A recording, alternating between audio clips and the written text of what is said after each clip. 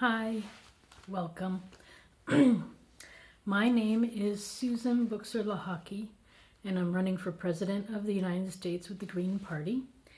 This is my kitchen, and today, or right now, I want to read to you a children's story from the Scholastic Company. And it's, as you read the title, and you see sculptures being pulled down. If you lived at the time of the American Revolution. It's by Kay Moore, illustrated by Daniel O'Leary. And apparently this was new and updated by Scholastics in, I don't think it's the most recent. This edition, first printing was September 2006. So here is the table of contents. As you know, you can pause this video to read it yourself, but I will read you, not the table of contents, but I'll read you all the other things. So if you want to read the table of contents, you can. And I'll start at the beginning. Here we go. The introduction. So, have you ever wondered why the 4th of July is a holiday? Before that date, in 1776, the 13 American colonies were part of an empire of more than 32 lands ruled by the King of England. The Declaration of Independence, which was signed by members of the Continental Congress on July 4th, 1776, showed that the colonies wanted to be free. But it took a war for this to actually happen. This war is called the American Revolution. Some call it the War of Independence or the Revolutionary War. It is usually viewed as a struggle between the American colonies and King George III of England, who ruled the British Empire. But it was also a civil war, a war that is fought between people of the same country. There were people from many different backgrounds living in the British American colonies. Not all of them thought it was a good idea to break away from England. If you and your family remained loyal to the king, you were called loyalists. If you and your family wanted to be free from British rule, then you were called patriots. Let me show you that page in picture 2.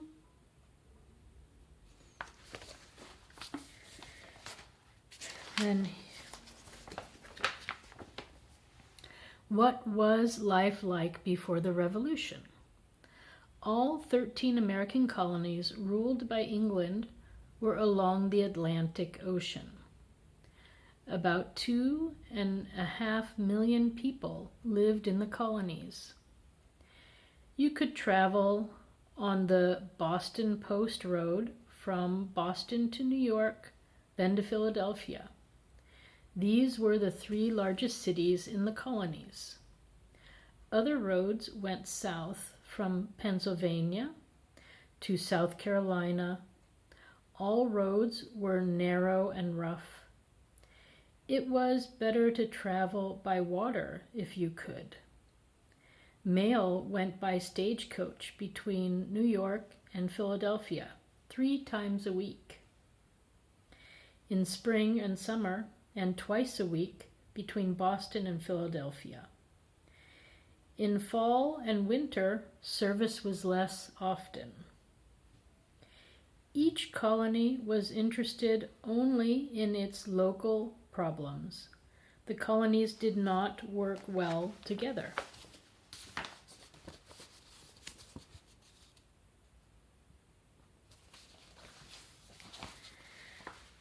The area called New England included the colonies of Massachusetts, New Hampshire, Rhode Island, and Connecticut.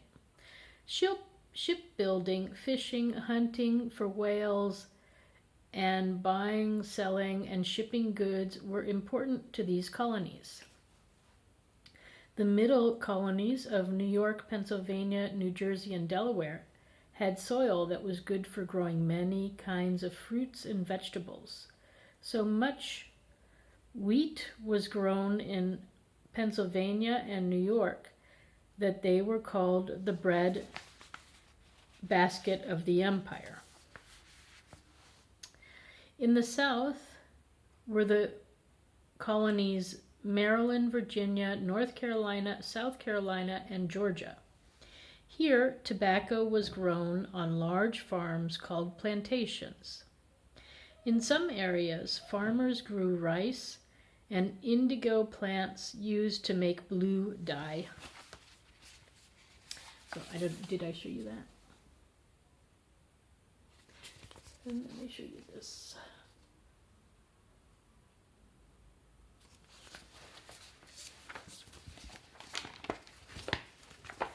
What did the colonial people look like? How they dressed. Most people made their own clothes at home. Boys wore the same kind of clothes as grown men. Girls dressed like women. They had a hat called a tricorn. The men, I should say. So men had a tricorn hat, breeches, woolen socks, and leather shoes. Both boys and girls wore a kind of a dress called a frock until they were 4 or 5 years old. Then women had a mop cap, a tucker, a gown, and an apron. More well-to-do people got their clothes from England, or they had them made by a tailor in the city. So the women had a lace cap, a tucker, and a hoop skirt.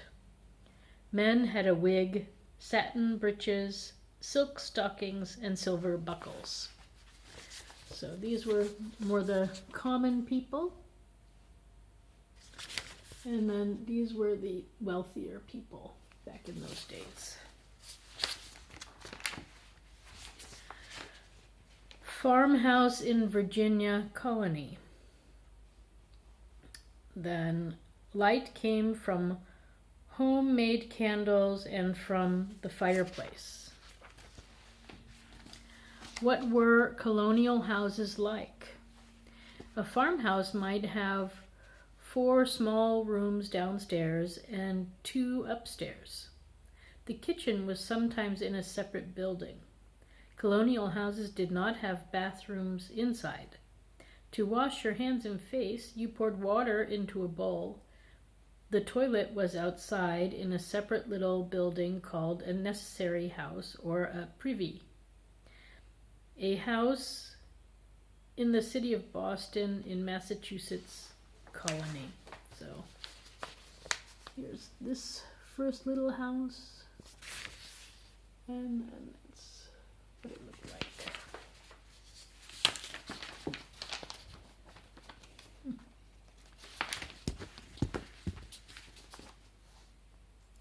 What started the revolution? The first settlers in the colonies liked having British help and protection. British soldiers were there to help them fight Native American enemies and to keep other countries such as France and Spain from invading.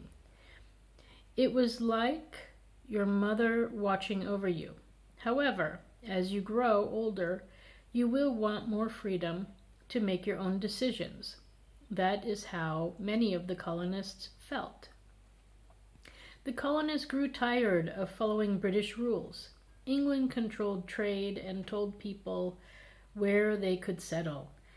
They forced the colonists to provide housing and food for British soldiers sent to protect them. Since 1760, the colonists had also had to pay taxes for various products. Under a law called the Stamp Act of 1765, the colonists had to pay extra money for newspapers, land deeds, card games, dice games, and even for graduation diplomas. The colonists had no direct way to complain, since no one from the colonies was allowed to be a member of the British Parliament, which made the rules. James Otis, a Boston lawyer, stirred up the colonists when he said they should not pay taxes until they could send a person to speak for the colonies in Parliament. Taxation without representation is tyranny, he exclaimed. Let me take a quick sip of water. And then I'll show you the pages. Ouch. Oh, I just got a paper cut. It's dangerous reading. How you get paper cuts?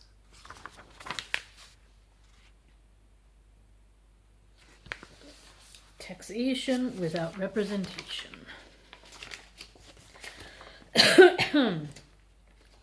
After years of protest, the British took away all the taxes except for one on tea. This did not satisfy the patriots.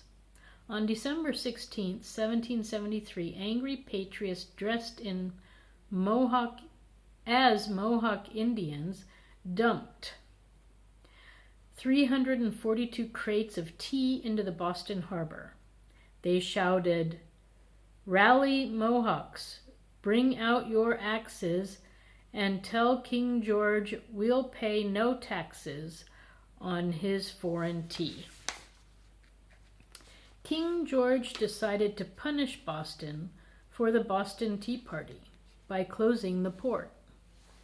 Nothing would go in or out of the city until the tea was paid for, and the city told the king it was sorry that it happened. So,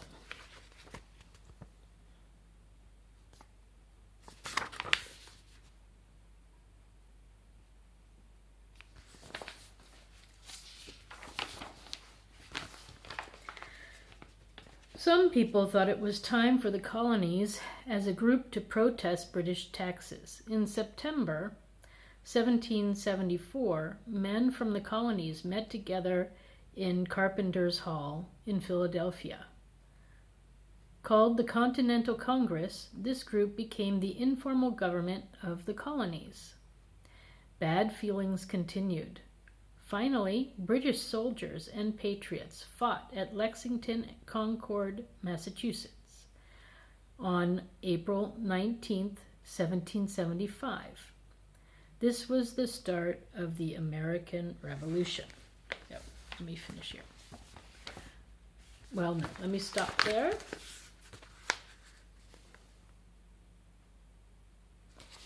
And then the next part is, who were the Loyalists? About 1/3 of the people living in the colony wanted to remain as citizens of England. They stayed loyal for different reasons. They believed the king had the right to rule the colonies and that his laws were fair. They were afraid of the British soldiers.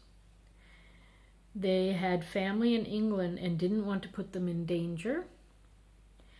They felt that the government run by rich patriots would be worse. These people were known as Loyalists, or Royalists, or Friends of the Government, or the King's Friends, or Tories.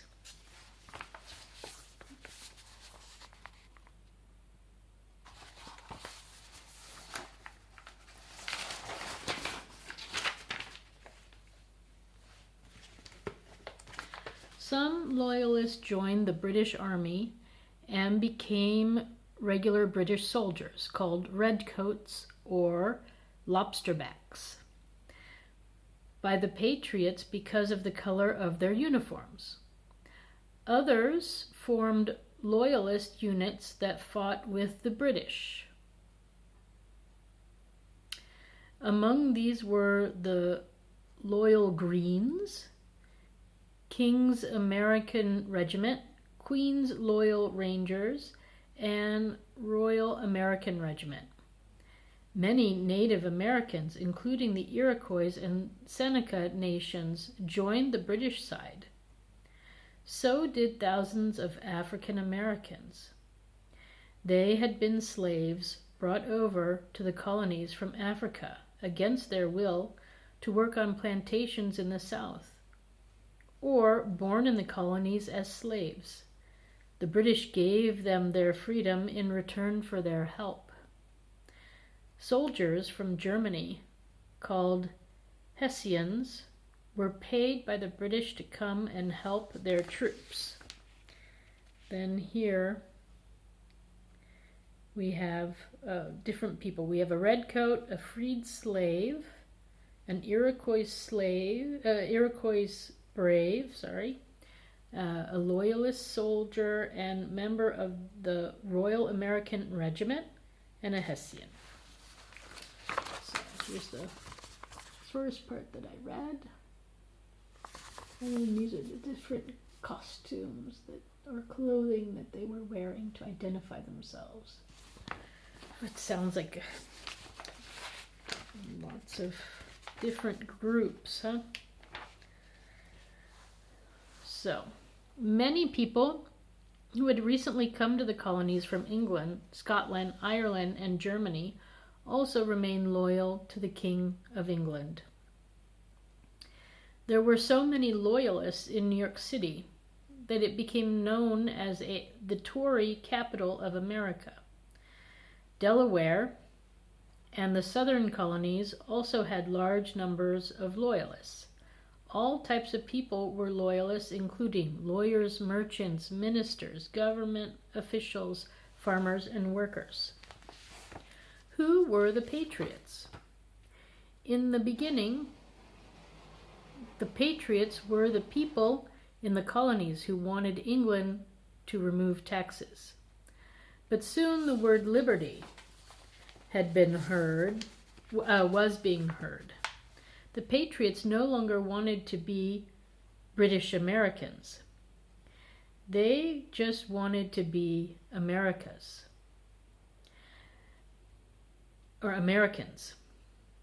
They supported the Continental Congress as a way to rule themselves. They started thinking of themselves as the United Colonies. Patriots were known by many names, including rebels, Liberty Boys, sons or daughters of liberty, colonials, and Whigs. About 1/3 of the people living in the 13 colonies were patriots. When war broke out, the Continental Army was formed with men from the colonies and a few men from Canada. Most Native Americans were on the British side, but some tribes helped the patriots. The patriots enlisted slaves to fight for them, after England had already taken on thousands of African American soldiers, although more blacks joined the British Army. I'll continue in a second there.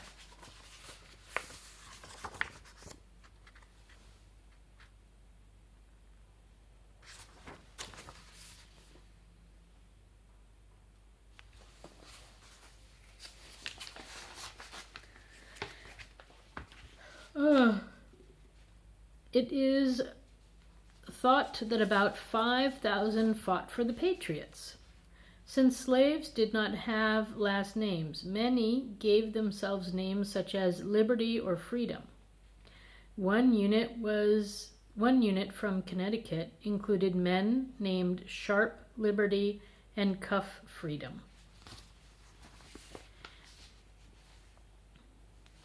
In 1778, France joined the Patriot side. They sent money, troops, and navy.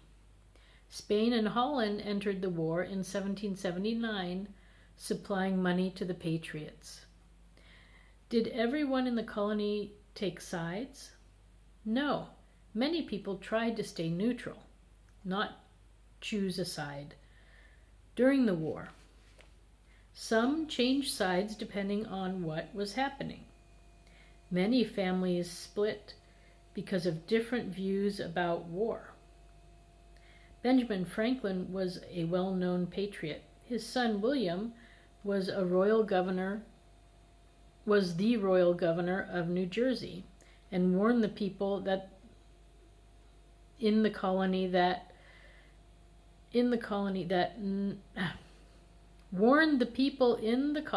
not to act against the king. William became the head of the board of American Loyalists. George Washington was the leader of the Continental Army. His older half-brother Lawrence was a loyalist. So the families were divided. Not everyone was a patriot.